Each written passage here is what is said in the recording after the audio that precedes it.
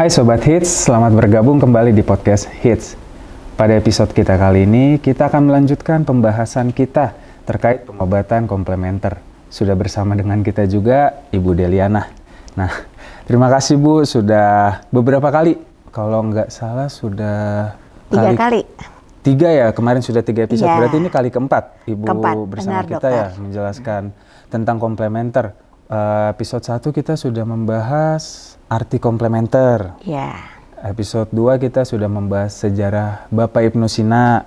Nih, di episode kita yang kemarin, yang lalu, sudah membahas penyakit-penyakit kronis yang dapat diobati secara terapi komplementer ya. Kalau nggak salah sudah 3 ya kemarin ya? Benar, dokter. Apa aja sih? Ada gagal ginjal. Ada jantung. Ya. Dan ada diabetes mellitus. Oh iya, sudah 3 itu ya. Kemarin 3 kan kita bahas di episode 3. Nah, di episode 4 ini kita, kalau saya nggak salah ingat ya, ada satu lagi kan ya, penyakit kronisnya, kalau nggak salah, cancer ya? Ya, benar, yang kanker, dapat dokter. diobatin secara komplementer. Nah, kalau misalnya kita kan membahas cancer ya, secara komplementer, Bu. Kalau untuk terapinya, pengobatannya seperti apa? Soalnya kan kalau saya pribadi ya, secara umum yang saya tahu penanganan cancer tuh, dia tuh biasanya disarankan biopsi kah, nanti setelah biopsi, apakah ada opsi dia harus dioperasi pengangkatan benjolannya, atau misalnya setelah itu akan ada saran di kemoterapi. Ya kan, biasanya itu kan yang berseliwerannya, yang bikin pasien kayak mikir, oh kalau ada benjolan harus sampai kemo gitu. Nah kalau untuk pengobatan komplementer sebenarnya apa bedanya sih? Ya, baik dokter. Memang benar yang dokter sampaikan, biasanya memang penanganan penyakit kanker itu pada umumnya pasti dengan operasi ya, atau biopsi terlebih dahulu, baru operasi, kemoterapi, ataupun radiasi. Tapi kalau di klinik GR Setra CMI, kita tidak melakukan dengan hal yang seperti itu.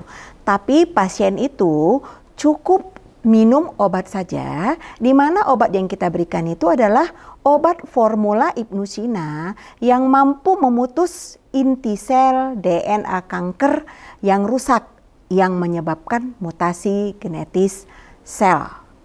Jadi kita percaya bahwasanya kalau kita sudah mengobatin penyebabnya, di mana penyebab kanker itu kan perubahan DNA ya, kalau kita sudah mengobatin penyebabnya itu, otomatis tubuh kita sendiri pun sebetulnya mampu mengobatin dirinya sendiri, sehingga tidak perlu dilakukan operasi, kemoterapi, dan radiasi.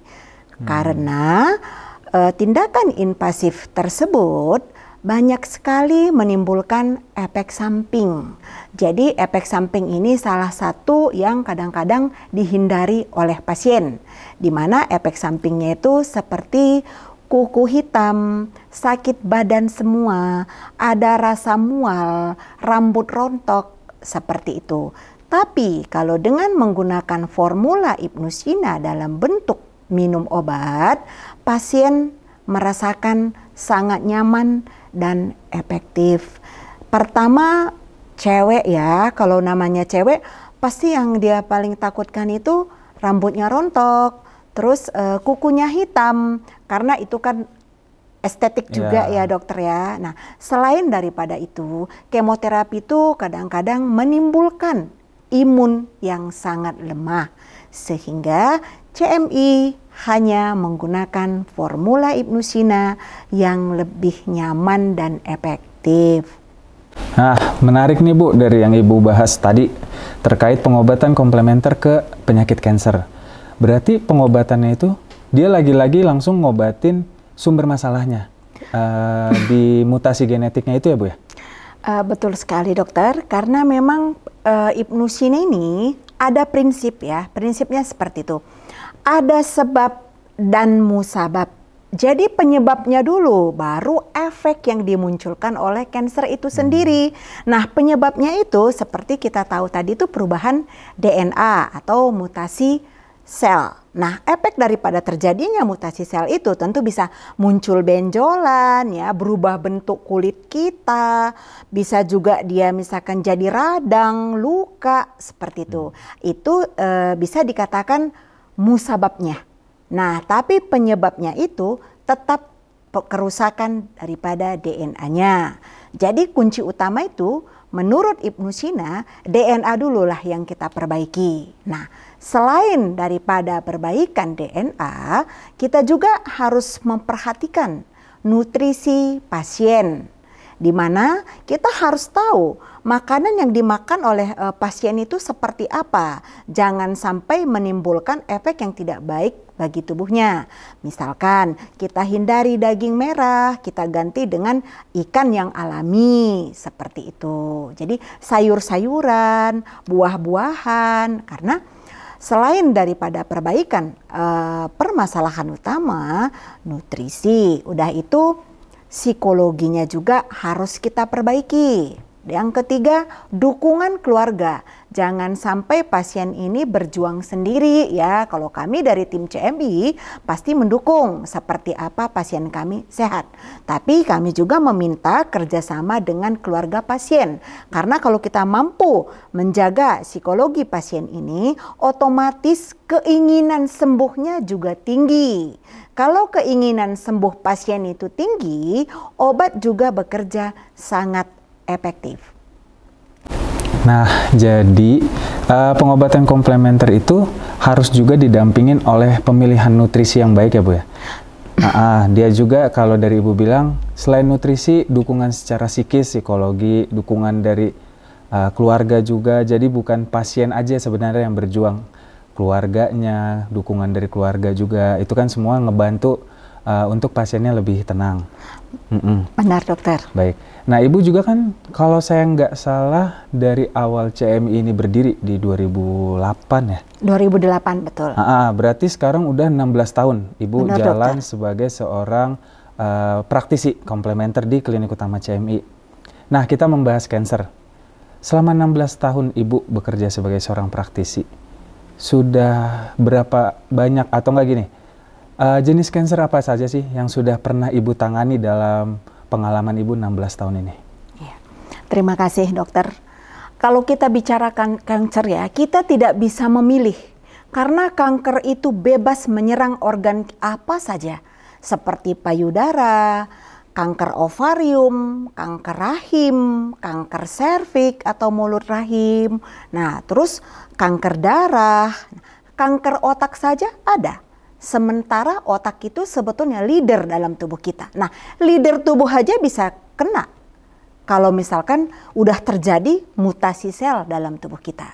Jadi, kalau di CMI hampir semua jenis kanker itu bisa kita tanganin. Karena kunci utama untuk penyakit kanker itu adalah DNA. Nah, DNA dalam tubuh manusia lebih kurang 150.000 inti sel DNA kanker. Nah, kalau misalkan yang terkena tumor otak, mungkin misalkan DNA nomor 20. Lalu dia terkena kanker payudara. Nah, DNA yang berubah itu nomor 153. Terus dia terkena kanker pankreas. Dia terkena diprediksi nomor 119. Jadi yang membedakan setiap jenis kanker adalah nomor inti sel DNA-nya. Makanya tadi saya sampaikan seluruh tubuh kita bisa diserang oleh kanker.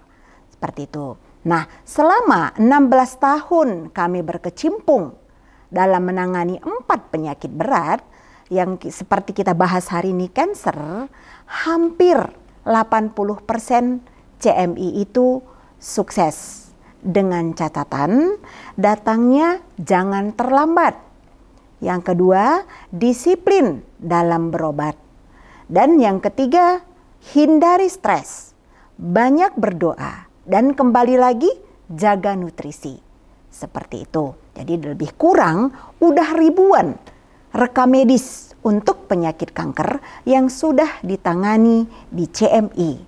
Karena seperti tadi saya bilang, jenis-jenis kanker itu sangat banyak. Tapi yang membedakannya hanya inti sel DNA-nya.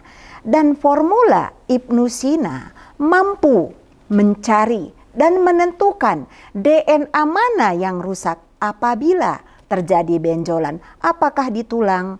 Apakah di paru-paru? Apakah itu di otak? Karena benjolan itu hanyalah bahasa tubuh bahwasanya sel sedang tidak baik. Tapi kunci utamanya semuanya DNA yang ada dalam darah.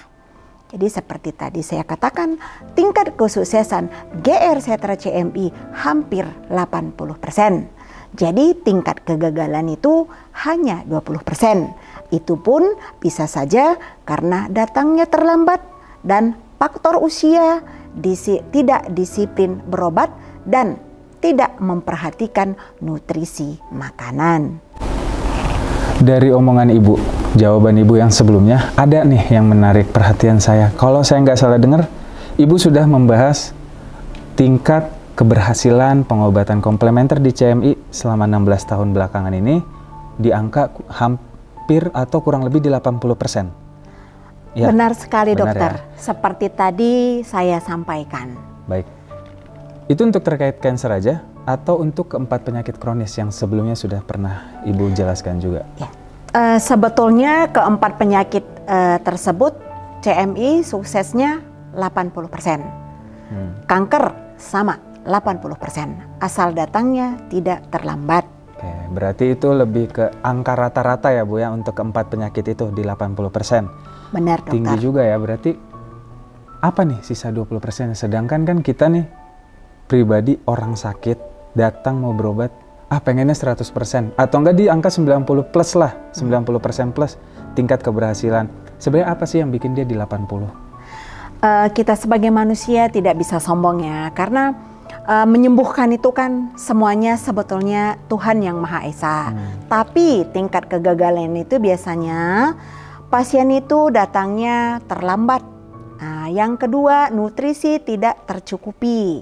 Yang ketiga itu stres atau tingkat ketakutan yang tinggi dan tidak disiplin dalam berobat. Seperti tadi yang sudah saya jelaskan ke Dokter Juli. Oh, baik. Berarti lebih ke faktor internal di pasiennya itulah ya, Bu. Benar, Oke, dokter. baik, Bu. Berbicara tentang cancer, dari tadi pembahasan kita terkait kanker dan kanker pada episode kali ini. Benar. Nah, kebetulan di bulan Oktober ini kan ada Breast Cancer Awareness Month atau Bulan Peduli Kanker Payudara. Nah, kira-kira ada nggak yang mau Ibu sampaikan ke masyarakat terkait kanker payudara? Sesuai pesan WHO, Klinik GR Setra CMI berkomitmen untuk melawan kanker dengan 3 langkah yang sederhana. 1. Deteksi dini atau sadari. Yang kedua, tegakkan diagnosa. Yang ketiga, itu manajemen pengobatan kanker yang komprehensif, tentunya bersama Klinik Utama CMI dengan menggunakan formula Ibnusina atau Apisena. Ingat, Anda tak perlu merasa sendirian dalam melawan kanker karena keberadaan GR Setra CMI membantu Anda dalam melawan kanker bersama kita untuk menuju tingkat kesembuhan lebih tinggi dan untuk memperbaiki kualitas hidup para penderita kanker. Tak terasa kita sudah sampai di penghujung podcast kita kali ini. Dari 4 episode banyak banget informasi yang menarik, informasi yang membuka wawasan kita terkait pengobatan komplementer, terkait Bapak Ibnusina. Terima kasih partisipasinya Ibu Deli untuk 4 kalinya. Sama-sama dokter. Kira untuk penutupnya mungkin ada yang mau Ibu sampaikan untuk para penonton kita? Terima kasih Pak Dokter. Saya Deliana Sinulinga. Untuk sahabat CMI atau teman-teman yang ada di luar sana, baik dalam negeri ataupun di luar negeri, yang terkena penyakit kanker, diabetes, jantung, atau ginjal, boleh berkonsultasi dengan tim kita di Klinik GR Setra CMI mungkin untuk mendapatkan solusi yang lebih nyaman. Terima kasih, Deliana Sinulinga, siap undur diri. Semua para penonton podcast Hits, untuk kalian semua juga yang sedang berjuang untuk penyakit yang sedang kalian alami atau mungkin keluarga di sekitar kalian yang alami, ingat kalian semua nggak sendiri, ada kami yang siap membantu kalian.